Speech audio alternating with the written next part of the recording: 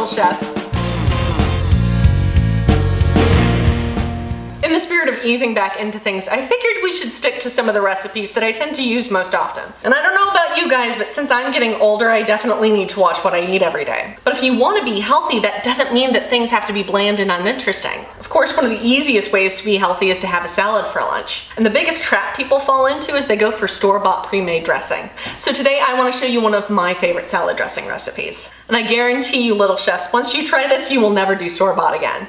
For our first ingredient, we are going to mince a shallot. Now, the fastest and least painful way to do this is to cut off one of the ends of the shallot and then slice really thin slivers, being very careful that you don't cut all the way through to the top. Next, you want to rock your knife back and forth in order to dice the shallot really thinly. If there are any pieces that are still a little bit larger, you can use the same rocking motion in order to cut through the entire batch.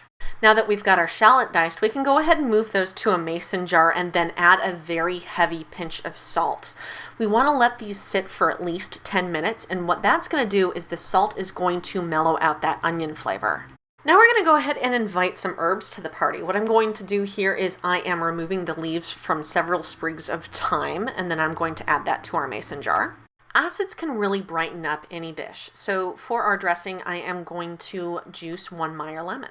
Mustard will add another layer of flavor to our dressing. Here I am adding 2 dollops of Grey Poupon, which is a slightly spicier mustard, but you're welcome to substitute that for a honey mustard. Last, we want to add our oil. Now you want to do 1 part full flavored olive oil to 2 parts of a more neutral oil. My neutral oil that I'm using is grapeseed oil, but you can really use anything that doesn't have a strong, overpowering flavor.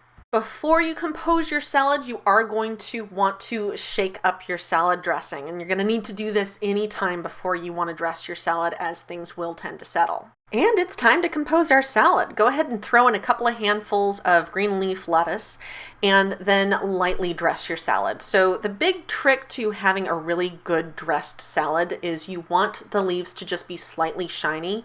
We really don't want things swimming in dressing here.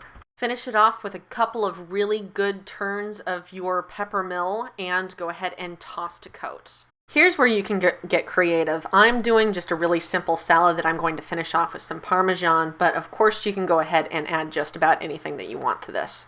So there you go, with just a little bit of time and not that much effort, you too can make your own vat of salad dressing. What I love most about this is it stands really well on its own. It works if you just want to make a simple side salad to your dinner, but if you want to make this a main meal, what you can do is you could add a little bit of chicken breast, some shaved fennel, a couple of cherry tomatoes. Salads do not need to be dull and dieting does not need to be hard. Get creative. Add any sort of protein you want, go ahead and go nuts with the vegetables, but I can tell you right now this is going to be better than anything that you pick up at the supermarket. Well, little chefs, thank you very much for joining me again this week. I will see you next week, and until then, take care.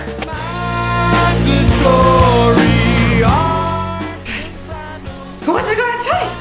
Who wants to go outside? Who wants to go outside? Oh my gosh, Mom's finally done.